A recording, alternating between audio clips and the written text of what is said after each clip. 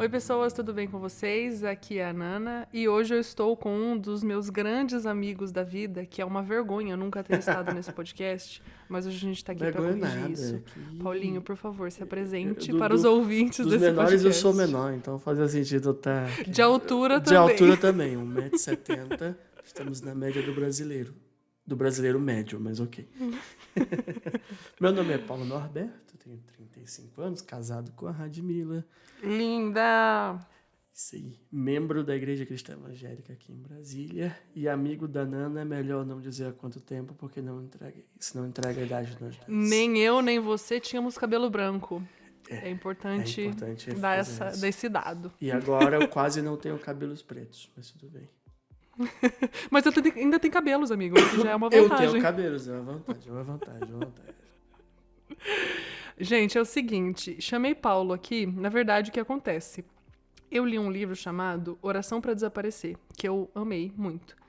E ele gerou uma inquietação dentro de mim, e Paulo é meu amigo que eu levo todas as minhas inquietações. Toda vez que eu quero levar ou uma correção, um tapa na cara, ou amiga, tá tudo bem você pensar isso? Eu levo pro Paulo. Essa é a base da nossa amizade há anos. Mas eu vou dizer que dessa vez ela fez de um jeito diferente. Ela colocou um clickbait nos stories dela, porque ela sabia que eu ia ver e eu ia responder. Ela me pegou no laço.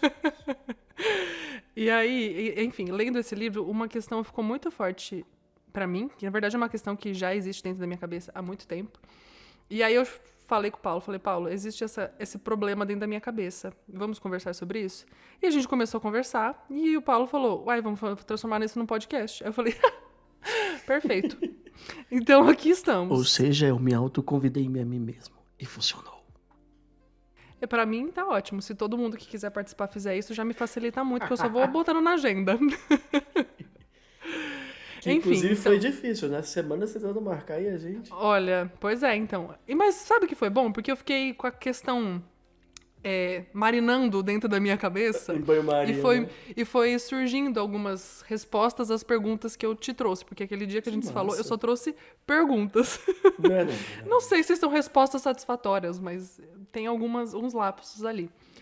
Enfim, a pergunta que fica na minha cabeça é: dentro do livro Oração para Desaparecer, existe a temática de religiões que não são a cristã, que é a qual Paulo e eu seguimos. Uhum.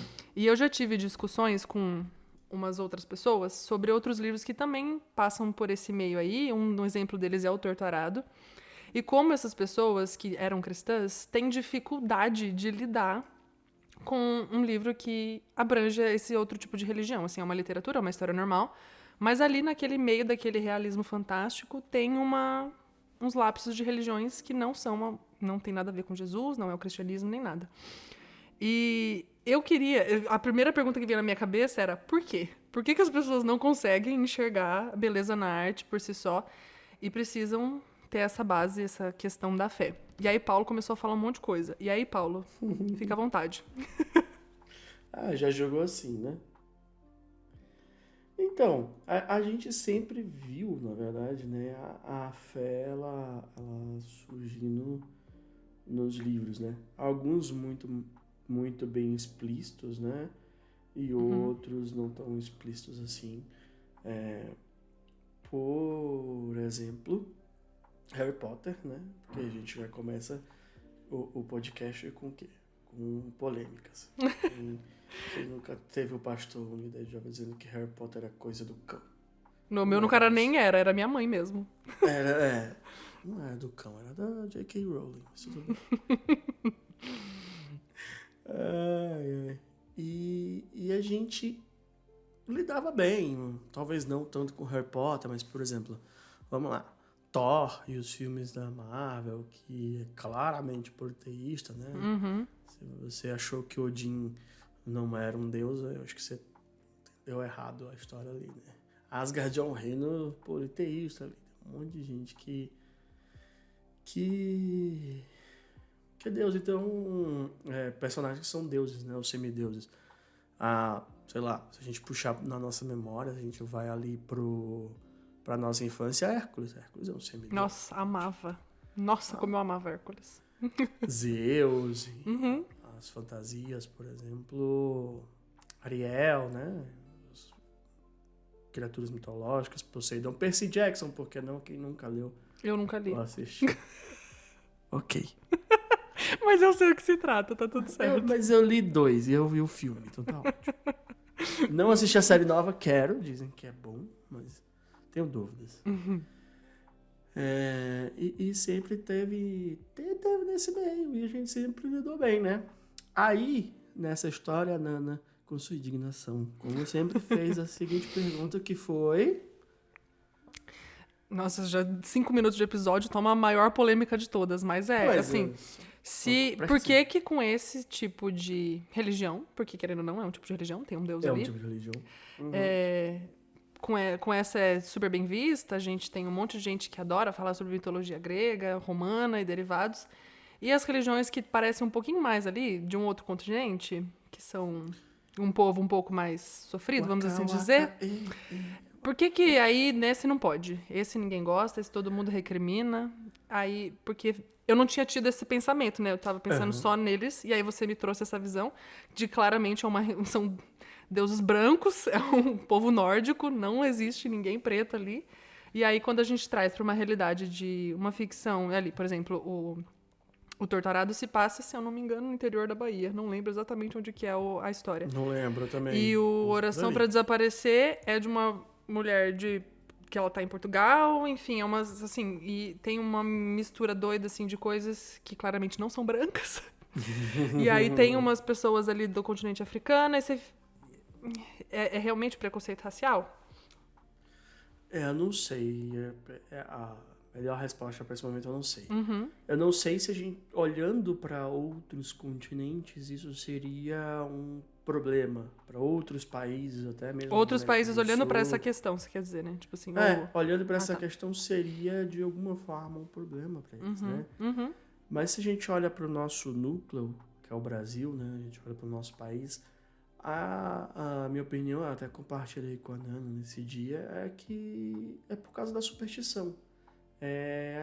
A superstição mexe com o brasileiro, né? O brasileiro é um povo muito supersticioso, né? Muito. Independente da religião que segue, se é católico, espírita, umbandista, cristão, evangélico, por aí vai, a gente vai ter tons de superstição, né? Alguns vão ser mais supersticiosos, outros menos, mas a gente vai ter superstição. Que é um exemplo maior que está acontecendo agora na Copa do Mundo. O cristão mais ortodoxo, o presbiteriano, ele vai vestir a mesma camisa para dar sorte no jogo do Brasil, né? Se a pessoa sentou do lado dele e saiu gol, essa pessoa não levanta mais até o final do jogo. Não, fica ali. Você pode ser presbiteriano, luterano, ortodoxo. Você viu essa coisa acontecendo? Qualquer mandinga, estamos acreditando. A gente tá querendo ir no Hexa, né? Se o Hexa não ver esse ano, esse episódio vai ficar tão mal datado, mas eu não tô nem aí. Paula, a gente viu o Penta e isso basta. Aí a gente ficou velho.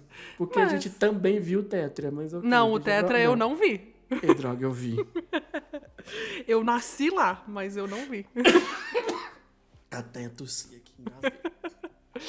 Enfim, antes de qualquer coisa, gente, a gente não tá preocupado em trazer respostas aqui nesse podcast. A gente tá trazendo perguntas, no meu caso, indignações e indagações. Então, não esperem respostas, assim. Mas o que eu falei, eu fiquei nesses dias, né? Porque Paulo e eu combinamos de gravar já faz quase um mês, né, amigo? Por aí. Eu fiquei doente, a Nanda ficou doente. Eu só fiquei doente, a hora que eu fiquei bem, você ficou ruim. Aí... Exatamente, foi assim.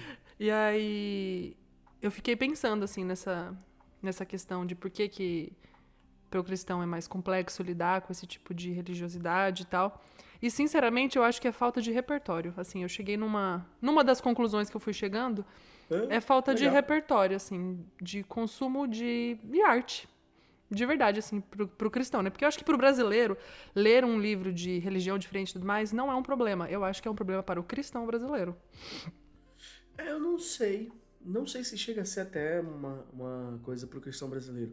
Porque hoje a gente lê fantasia, né? Hoje o cristão lê fantasia. Eu sei que você quer dizer Eu tô falando da maioria e, e não Aham. da minoria. A gente convive numa bolha, Paulo, que as pessoas leem. A gente Ok, precisa pensar ok. um pouquinho fora. Ok. Mas, de uma maneira geral, a gente lê e a gente tem hoje autores cristãos escrevendo ficção cristã, Sim. né? E autores brasileiros escrevendo ficção Uhum. brasileira, cristã brasileira.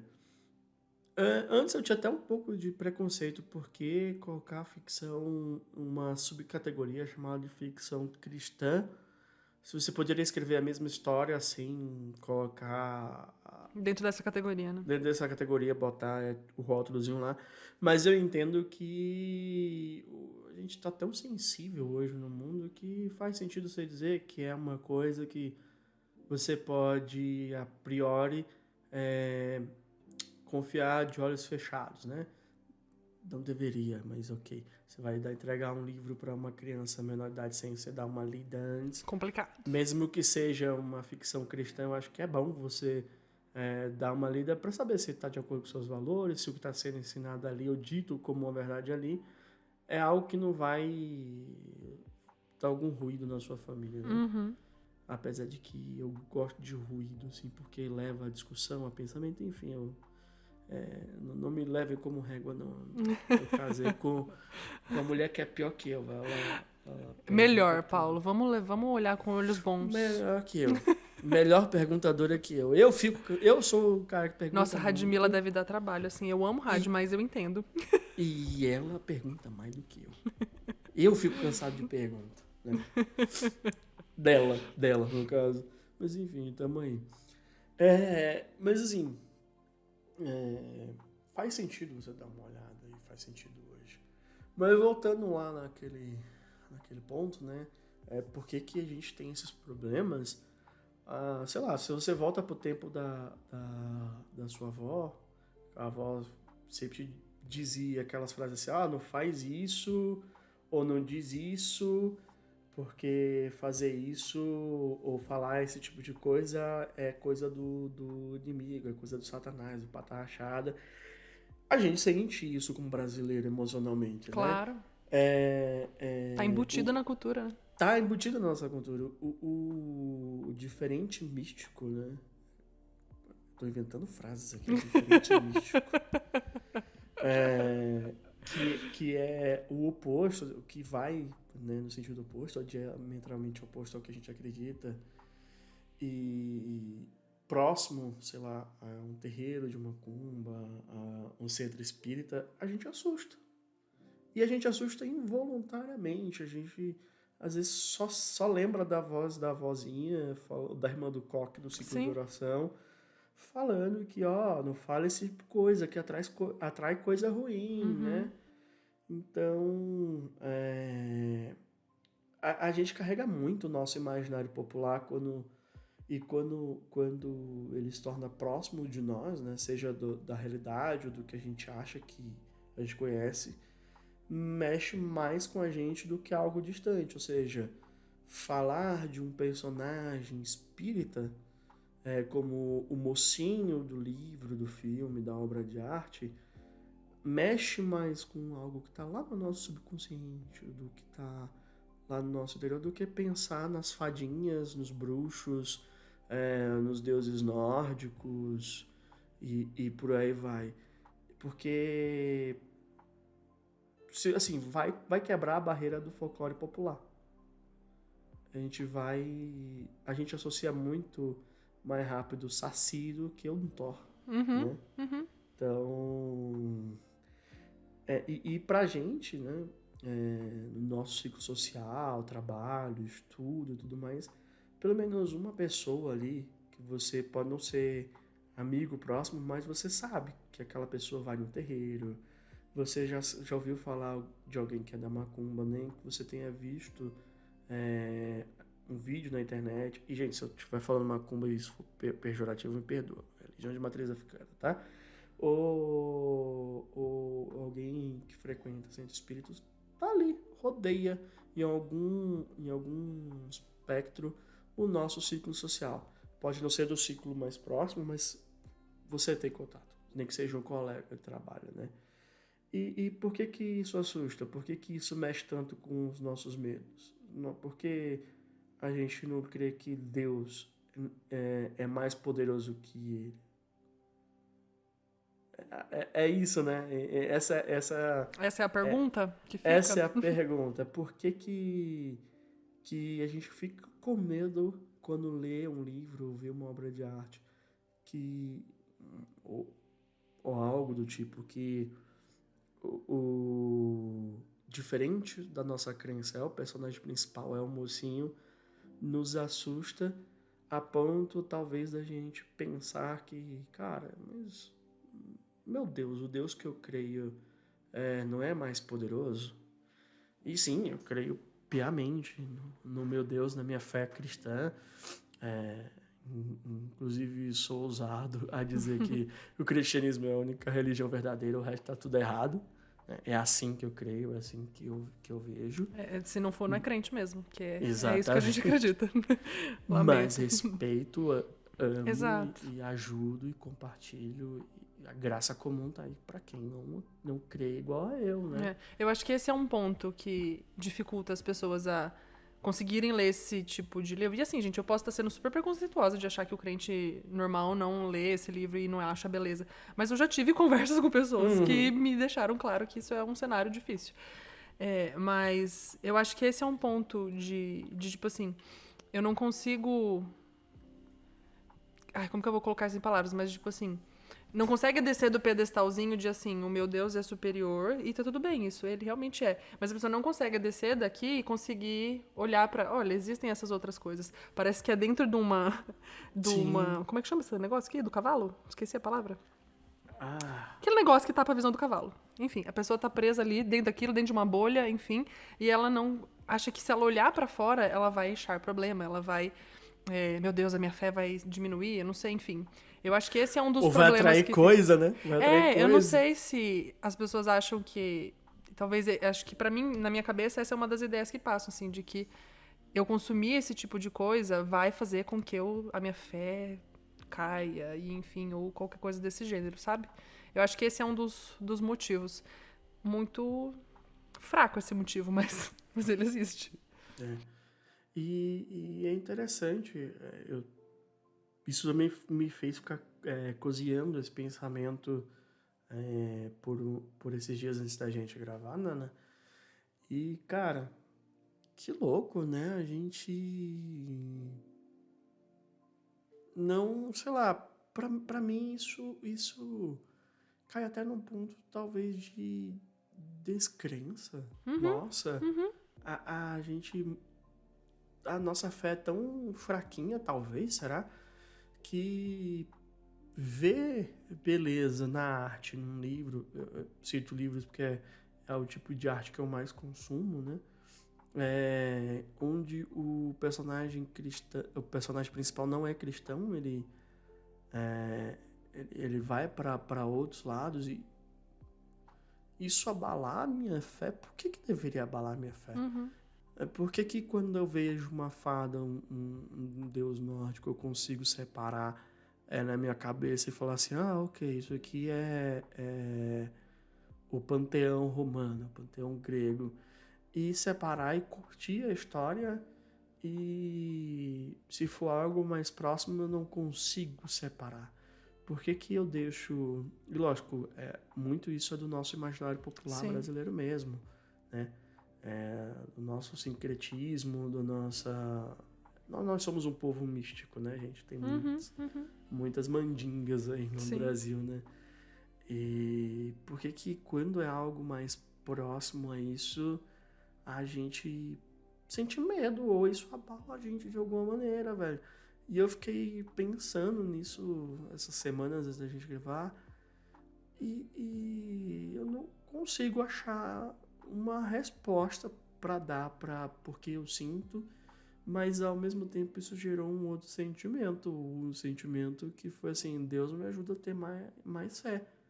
E aí me lembra da parábola do grão de mostarda, e fala assim, cara, eu não tenho uma fé do tamanho de um grão de mostarda para tanta coisa, e se uma obra de arte, uma arte nesse sentido Me abala? me abala, caraca, tá muito ruim a minha fé, né? Então, meu pensamento foi, na verdade, buscar um arrependimento. Não diretamente para mim, porque ler esses livros, né, nesse sentido, não me abalam diretamente. Então, eu já li, por exemplo, o Caçador de Histórias, de Neil Gaiman, né, que é o mesmo autor de Deuses Americanos. Aquilo ali é folclore africano, tá? Uhum. Ali eles descobrem que o pai deles, né, era a Nancy, que é um deus do folclore africano, né? Então, e várias divindades africanas vão abrindo e vão guiando a narrativa de forma heróica.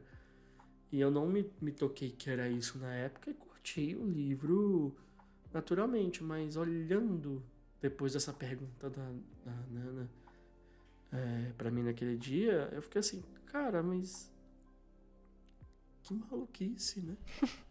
Que maluquice a gente se abalar e não saber separar. A gente sabe separar outras religiões e curtir a história e algo mais próximo do que a gente conhece, a gente não separa. Isso pra mim é preconceito, sabe? Uhum. É um preconceito enraizado. Eu também acho. Eu acho que é um pouco de preconceito, acho que tem um pouco de intolerância religiosa. Tudo coisa que eu acho que tá há muitos anos enraizado dentro de nós, da nossa mente, do nosso jeito de viver. E que a hora que a gente se depara com essas coisas e essas perguntas acontecem, a gente tem que começar a revirar ali dentro da gente de por que isso traz um incômodo. E aí uma das primeiras perguntas que eu te fiz também, antes da gente, né, que a gente tava conversando, é que porque assim, a gente consegue separar muitas coisas, né, que não são cristãs. Por exemplo, eu vou assistir um filme, tem milhares de cenas sexuais e aquilo não me abala. Mas se a pessoa fala de um outro Deus, aquilo imediatamente perde todo o valor pra mim. Uhum. E aí eu acho que isso entra também nesse âmbito de que nós fazemos uma separação muito clara do que é sagrado e profano na questão da fé, de Deus. Mas do resto, a gente vai fazendo milhares de concessões. E por que a gente faz, né? Pra uma coisa e pra outra não? Por que quando é qualquer outro tema da nossa vida, a gente vai abrindo concessões? Um livro cheio de situações violentas não me fere, mas se botou um outro Deus ali, pronto, acabou pra mim. Que a gente é um crente do rei fuleiro. É isso. Fim, acabou o podcast, galera. Obrigado, Paulo. Mas eu fui bem nordestina agora, botei minhas raízes pra jogo, né? Foi. Eu disse que é um crente vai fuleiro. Mas é uma questão que fica na minha cabeça, assim, de... Por quê? Assim, por que quando é com Deus... Como se Deus precisasse que a gente defendesse Ele. Não precisa, amor. Sabe? E assim... Aí alguém pode, sei lá... comentar ou falar assim, tá, mas então pra que existe a apologética se não é uma defesa da fé? Mas assim, não é nesse sentido. Você não vai discutir apologeticamente sobre um livro de literatura. É uma ficção. Exato. Aquela ficção não tá ali escrita diretamente pra atacar a tua crença. Exatamente. E Paulo, é isso. Esse é o ponto. É isso. Ela não foi escrita, foi escrita para ser uma ficção, ser uma obra de arte, ser um entretenimento. E você consegue tirar lições, acredite, você consegue tirar lições cristãs ali também. Existe a graça comum, né? Existe a graça comum. O personagem vai ter atitudes boas, o personagem vai ser ético se ele for mocinho, o personagem vai ter boas intenções em fazer o bem ao próximo. Adivinha, a carta paulina tá cheio disso aí. E sabe, eu queria dar um exemplo que aconteceu uma vez. Eu tava lembrando disso nesses dias também. Eu tenho uma foto que eu fiz quando eu tava lá na África. A gente ia sempre num lugar que chamava Sterkfontein, que foi o lugar onde foi encontrado o primeiro fóssil de algum tipo da questão da evolução. Eu não lembro se era Homo sapiens, enfim, tinha essa teoria toda lá, que foi lá que foi achado. Eu não lembro se era do macaco, já não lembro mais, entendeu? Eu sei que foi, tipo assim, o fóssil mais antigo da Terra foi achado aqui. E aí, lá tinha e aí tinha um museu gigante lá contando a história. Big Bang, evolução da espécie, piriripororó. E tinha uma foto, eu fiz uma foto, em que o meu reflexo era grudado, assim, com o de um macaco. Uhum. E aí, na hora que eu fiz a foto, era como se eu estivesse no formato do macaco. E eu lembro que eu postei essa foto e uma pessoa veio... Treta. A pessoa veio tipo, treta. meu Deus, que absurdo, você endossando a crença da evolução da espécie e não sei o quê. E eu, Parênteses, Charles Darwin era cristão.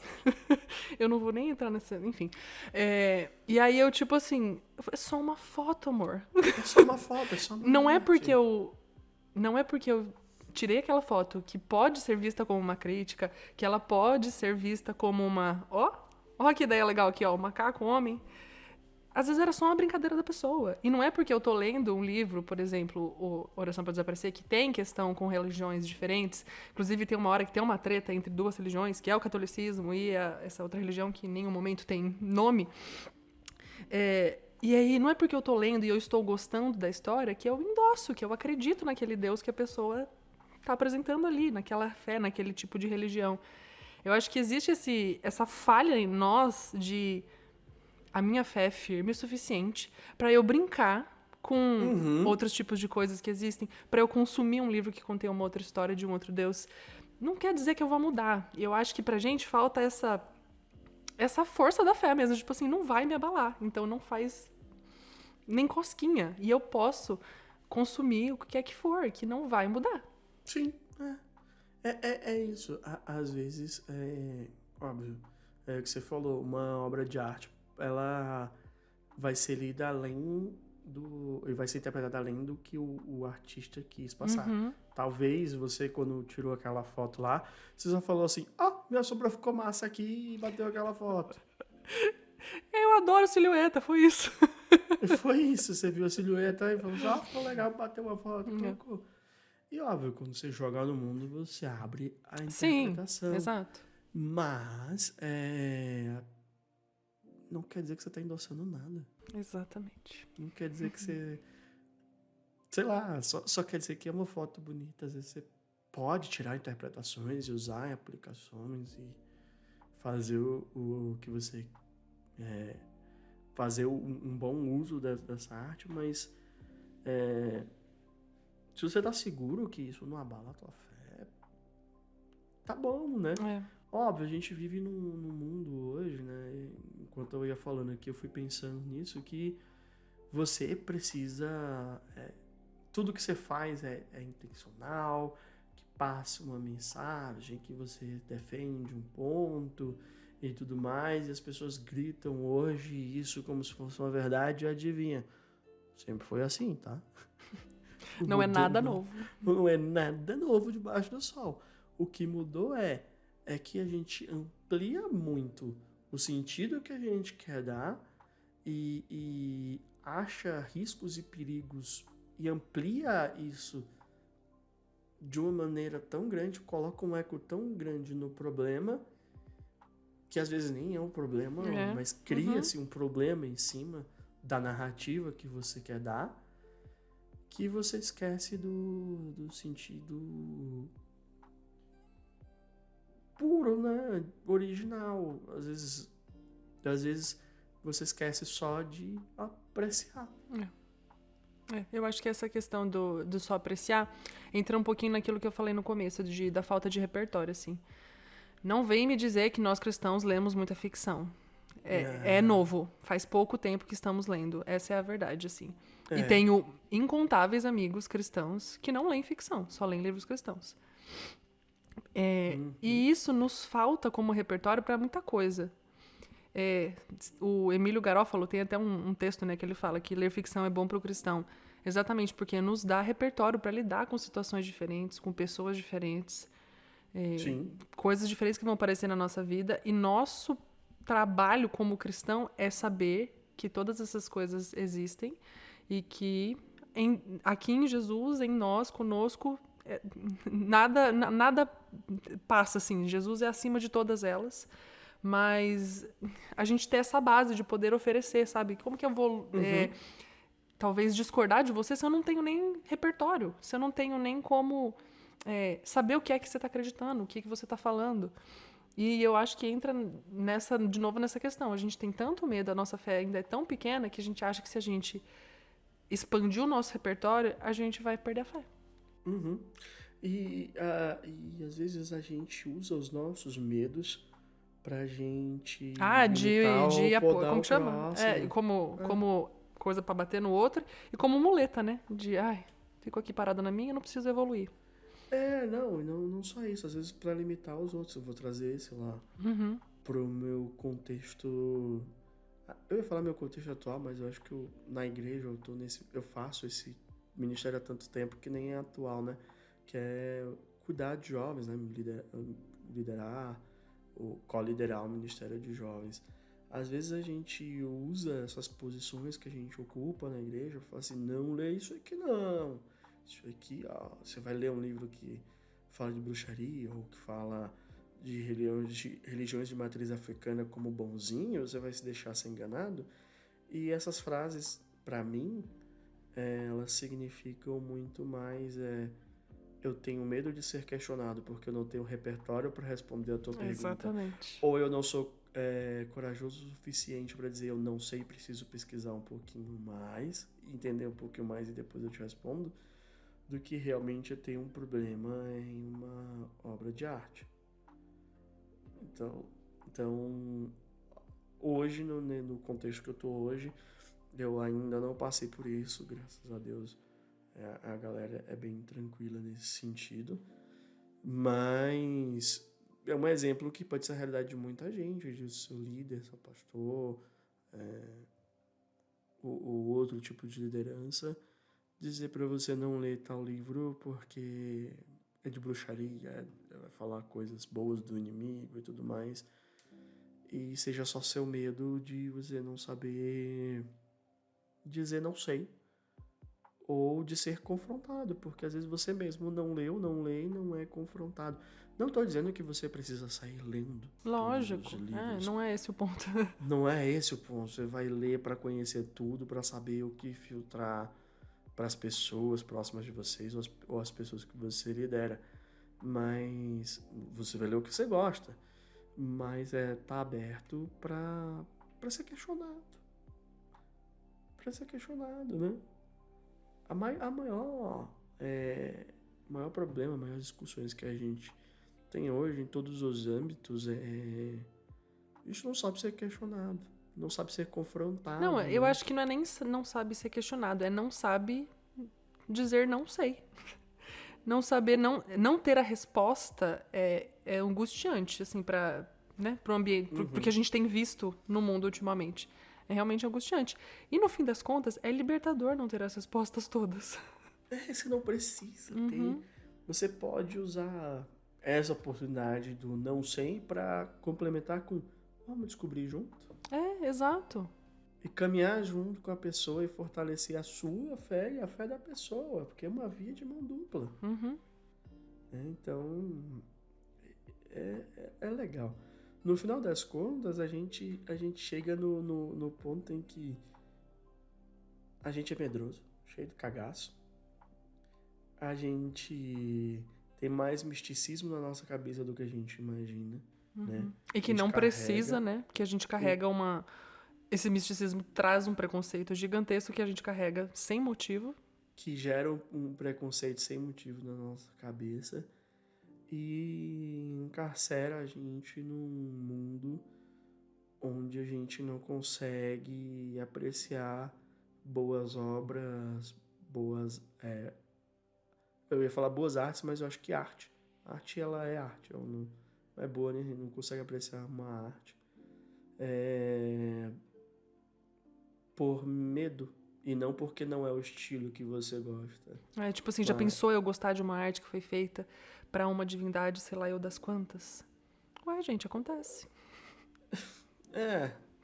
Não quer, e novamente, não significa que porque você achou bonito, você achou beleza naquilo, que você endossa, que você acredita naquilo. Isso. Inclusive, quando a gente conversou sobre isso, o meu Instagram começou a me recomendar vários livros de ficção nesse sentido. Contaminei o seu algoritmo. Você contaminou o meu algoritmo. Legalzão. Mas eu até fiquei curiosaço pra ler, que acho que tem tradução em português, sim. Filhos de Sangue e Osso, de Tommy alguma coisa, o autor, né? diz que até separei.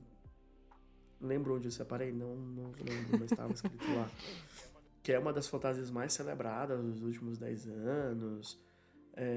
A protagonista lá, ela luta pra... A magia foi banida lá do reino que ela tava. Ela luta pra restaurar essa magia. E o sistema de magia, isso que eu ficou na minha cabeça, que me deixou curioso pra ler. Aí lá vai vir a pessoa assim, nossa, você ficou curioso por causa disso? Fiquei. O sistema de magia é baseado... não lembro quantos, acho que são 9 ou 10 divindades, que são espelhos de orixás. Olha só. Que controla vento, outro que é ligado aos metais, né? Tipo Yansan, não sei direito essas paradas, mas é isso. Mas assim, a história de um reino que o personagem principal, luta para restaurar os poderes do seu povo e tem magia envolvida, se você não se ligasse nesse que o sistema era baseado diretamente aos orixás, o sistema de magia, você ia ler e achar o máximo. Porque mesmo sabendo, você não pode ler e curtir a história, o enredo, o roteiro. Cara, não é à toa que é uma fantasia que, tipo, tá uma década sendo celebrada, sendo um bom livro aí, né?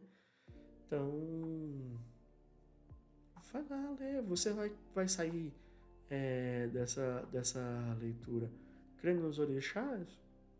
Não. Eu acho que esse que é o ponto, né? As pessoas acham que ler é endossar, que ler é eu vou acreditar. E não necessariamente. Muito poucas vezes isso acontece. Eu acho, e quando tem ironia no eu acho que o único livro que a gente lê que tem capacidade de transformar alguma coisa na nossa vida se chama Bíblia Sagrada. É isso.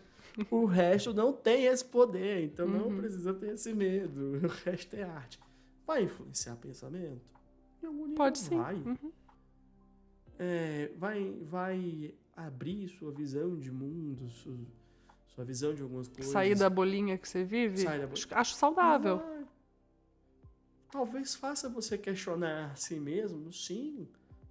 Mas se isso faz você criar questionamentos dentro de você e você vai para a Bíblia para resolver esses questionamentos, eu acho que a tua fé sai mais forte. Eu concordo. Eu acho que esse é um ponto também, né? A gente tem medo dos questionamentos que podem surgir. Acho que esse é o porquê que a gente evita. Porque eu tenho medo dos questionamentos que podem surgir, sendo que todos eles conseguem muito bem ser respondidos por Deus, Pai, Jesus Cristo e Espírito Santo. Acabou. Exatamente. Não, eu vou para duas coisas, né? Tem esse ponto que você falou, que é o medo do questionamento, que ele é real, ele existe, mas o segundo ponto é a preguiça de ir na Bíblia e encontrar as respostas. A preguiça de orar a Deus e falar assim, Deus, eu li esse livro, isso gerou esses questionamentos dentro de mim, me ajuda a encontrar as respostas. A gente tem preguiça, como eu estava falando, os 2 pontos, né? A gente tem medo dos questionamentos, que foi o ponto que você falou. E o segundo ponto é a gente tem preguiça de ir atrás das respostas, de abrir a Bíblia, ler e entender, buscar entender, encontrar as respostas que a gente quer, que a gente busca. Ou até mesmo de, se eu fui questionado, chegar em oração a Deus e falar assim, Deus, eu tô com dúvida nisso aqui. E eu tô me sentindo pesado, sei lá, será que eu tô pecando porque eu tô com dúvida nisso aqui? Será que... Por que eu tô com dúvida nisso aqui? Já não era uma certeza? Já não era uma certeza? Me ajuda a tirar essa dúvida, me ajuda, fala ao meu coração, me mostra a resposta para eu tirar esse peso, essa angústia do meu coração. A gente tem medo de fazer orações sinceras a Jesus. Tem. A gente tem medo de colocar as nossas dúvidas. E porque a gente religiosamente só sabe orar pedindo para Jesus, abençoa meu dia, abençoa esses alimentos, abençoa essa noite, guarda o meu sono, te amo, Jesus. Os rituais diários, né? que amanhã, o meu dia, eu possa te glorificar, oro, te peço em nome de Jesus, amém. E esquece e fala assim, Jesus, hoje eu acordei com dúvida. Ou eu tô com essa dúvida martelando a minha cabeça, me ajuda a resolver isso aqui afeta a minha fé, isso aqui me afeta o que eu creio, afeta alguma coisa aqui da minha base de crenças, da igreja que eu tô, dos ensinamentos que eu sigo, ou não, isso aqui tá certo ou errado. A gente esquece que a gente pode chegar para nosso Senhor Jesus Cristo e dizer assim, Senhor, isso tá me angustiando, ter essas dúvidas tá me dando medo, e eu não quero ter medo. Então, o Senhor pode, por favor, me dar as respostas? A gente esquece que... E isso é um sintoma de outra coisa. É um sintoma de um cristianismo sem relacionamento com Deus. Porque se você não tem coragem de colocar suas dúvidas, seus pensamentos, seus questionamentos puros e sinceros diante de Jesus, esquecendo que Ele é o mediador com o Pai pra gente e que Ele responde às nossas orações, mostra que a gente é mais religioso ainda do que a gente pensava ser. Caraca, você é muito cancelado depois dessa gravação, mas tô nem aí. Ai, mas eu fiquei bem, quando você estava falando, eu fiquei pensando numa coisa que daí condiz muito com essa último ponto que você trouxe de faltar conhecer de Deus. A gente, pela falta de conhecimento de Deus, acha que Deus vai se ofender com as nossas perguntas. Que Deus vai se ofender porque eu tô lendo um livro que contém um outro tipo de religião. Na Bíblia tem outros tipos de religião, se esse for o problema. Eu acho que o pessoal não percebeu que a Bíblia tem um... Fala deuses algumas vezes ali. Fala deuses com D minúsculo e S no final. Tem um quê politeísta ali no meio. Nossa, meu Deus, eu tô lançando essa. Paulo, são histórias que estão lá. Não foi você que escreveu. Tão lá, não te cancele. Ou o pessoal esquece que Baal é um deus, não é um deus. Zebulon é outro deus. Mas eu acho que no fim das contas, a gente, pela falta de conhecimento de Deus, nossa fé não é acrescentada, e pela nossa falta de conhecimento de Deus, a gente acha que Deus vai se ofender com as nossas perguntas, com a gente consumir algo que fale de outra crença. Deve ser isso. E a gente fica confortável numa bolha que repete coisas que não nos confrontam, não nos geram questionamento, porque para além de o questionamento fazer a gente evoluir como ser humano, né, abrir a mente e tudo mais, os questionamentos fazem a gente evoluir no conhecimento de Deus, mas principalmente na intimidade com o nosso Deus. É porque a gente leva o questionamento eu ia dizer para a pessoa errada, mas não é para a pessoa errada. Eu acho que a gente tem um olhar ruim para o questionamento. A gente tem um olhar enviesado como se questionar fosse algo ruim. E pelo contrário, é ótimo. A gente acha que primeiro um homem, por mais sábio e estudioso da palavra que ele seja, ou mais santo ele seja, vai ter a melhor resposta apesar de Deus. Então a gente às vezes se satisfaz com uma resposta, e isso outra vez é preguiça nossa, se satisfaz com a resposta de um pastor, um líder ou um amigo que fala assim, não leia porque é isso. Eu falo assim, tá bom. E eu me satisfaço por causa da minha preguiça de querer ter uma resposta rápida sem um tempo de reflexão. Eu não levo para Jesus. Porque eu sei que muitas vezes Jesus não vai me responder na mesma noite, ele vai querer que eu fique fazendo essa pergunta por um tempo para ele revelando isso aos poucos para mim. E isso é outra perspectiva, a gente é muito apressadinho, né? A gente quer as coisas muito rápido e a gente quer mudar de opinião muito rápido, quer ter uma opinião formada muito rápido para coisas importantes na nossa vida, né? Tava vendo um vídeo do Iago Martins essas semanas aí para trás e ele fala uma frase assim que tem a ver com o tema que ele tava falando no vídeo, mas tirando aquela frase do tema, ela ainda é uma boa frase. Ele fala assim, eu não mudo uma posição teológica minha da noite pro dia. Se eu vou mudar, eu vou levar anos pensando, lendo, pesquisando, orando para ver tendo um esforço para interpretar se aquilo realmente é o que Deus quer para mim, vai edificar e vai ser útil para onde eu estou inserido hoje, né, no meio onde eu estou inserido hoje, ou não, né? Então, assim, ele fala assim, eu não lembro agora o número, ele fala assim,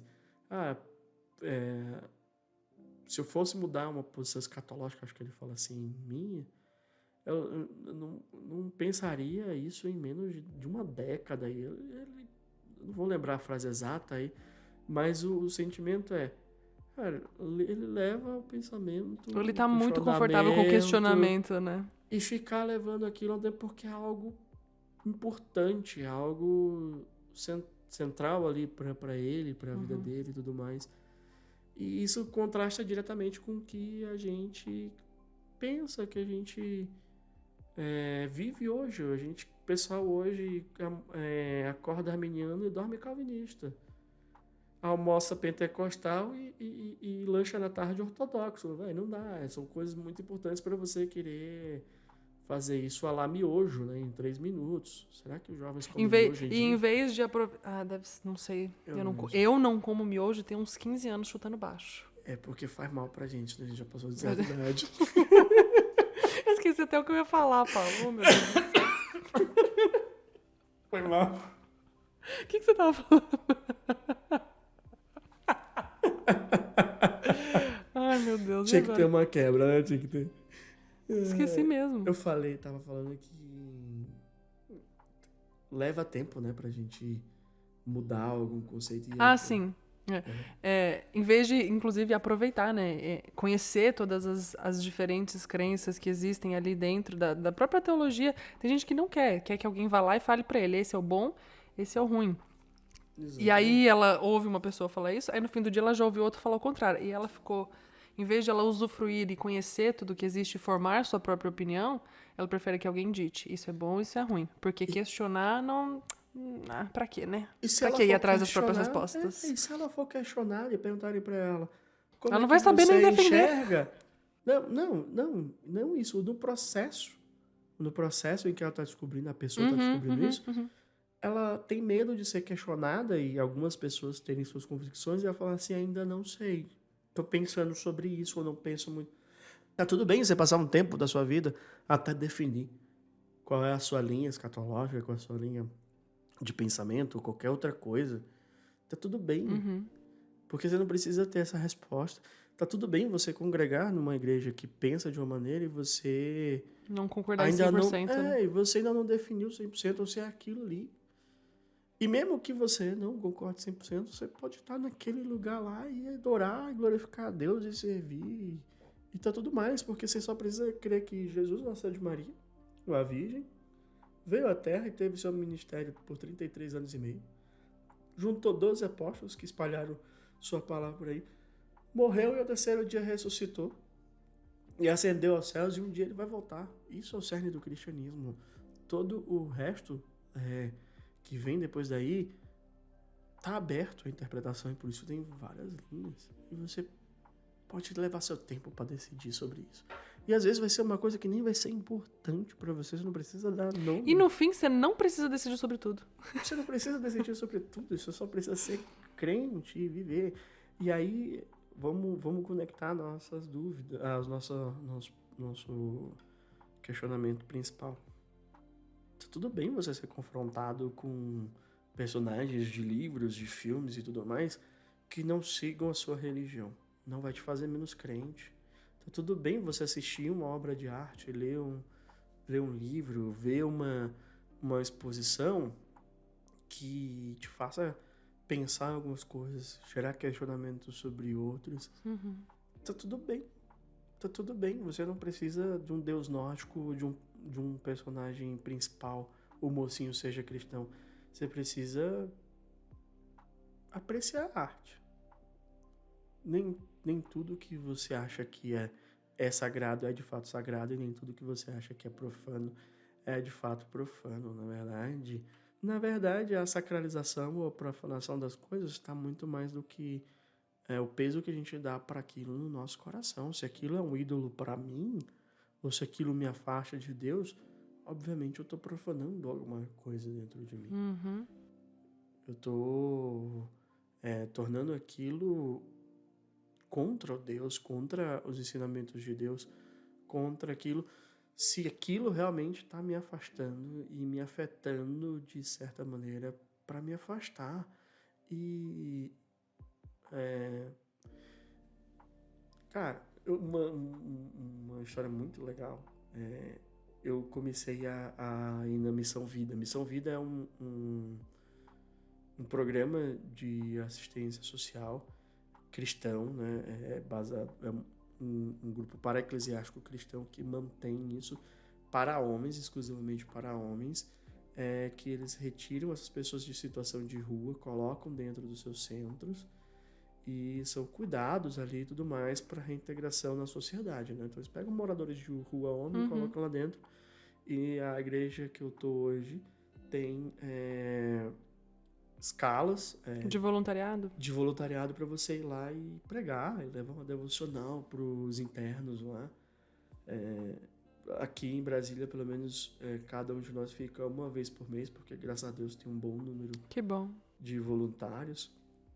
E a primeira vez que eu fui, um presbítero da igreja foi comigo, e quando eu entrei no carro dele pra gente ir, tava tocando Queen. Queen, uma edição da música de Queen, do disco lá, gravado com orquestra e tal. E tinha um outro irmão que não era da nossa denominação, ou pelo menos eu não vi lá. E ele falou, e o presbítero falando lá assim, cara, isso aqui é graça comum, vai me dizer que o cara com essa voz não tá cantando bonito e essa orquestra não tá fazendo uma obra de arte generosa aqui, maravilhosa aqui pra gente ouvir, e é bonito, a letra não tá ofendendo Deus, não tá pregando nada contra a palavra, não tá profanando nada do que eu creio. Eu posso ouvir e apreciar isso aqui. E a gente foi lá com os 40 minutos até chegar no centro lá e a gente, da Missão Vida. Chegamos lá e no caminho oramos, no caminho ouvimos Queen, no caminho conversamos, falamos de vários assuntos, mas aquilo me impactou de uma maneira, eu falei assim, cara, realmente. É muito mais simples do que parece, né? É simples. Assim,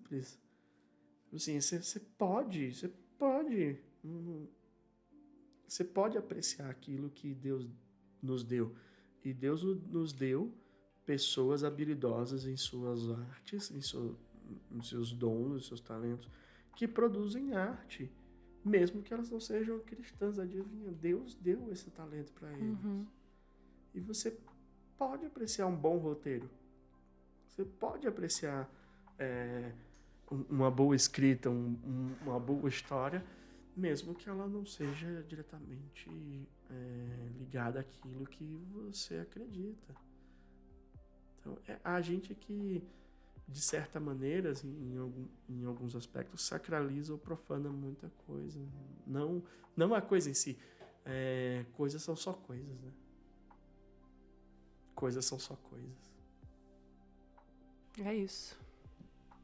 Muito bom, Paulinho. Acho que chegamos a muitas conclusões. E talvez nenhuma. Mas acho que todas elas melhores do que as que a gente tinha tido antes de gravar. Com certeza. Ai, muito obrigada por ter participado. Amei mesmo. Eu que agradeço, Nana, de coração. Obrigado por sempre botar juízo na minha cabeça. Não sou eu não, é Jesus. É porque Jesus usa a jumenta de Balaão de vez em quando. Eu tô aqui pra isso. Ai, de verdade, obrigada mesmo. A gente vai ficar por aqui, tá bom? Já Não, estamos falando há 55 minutos. Porque faz tempo que a gente não conversa, se deixar a gente vai bem mais longe. Né? Nossa, firme. De verdade, meu amigo, muito obrigado. Você está muito mais convidado pra voltar. Vamos pensar em mais assuntos pra gente Vamos. gravar mais. Vamos arrumar mais treta pra gente ser cancelado. Ai. Vamos.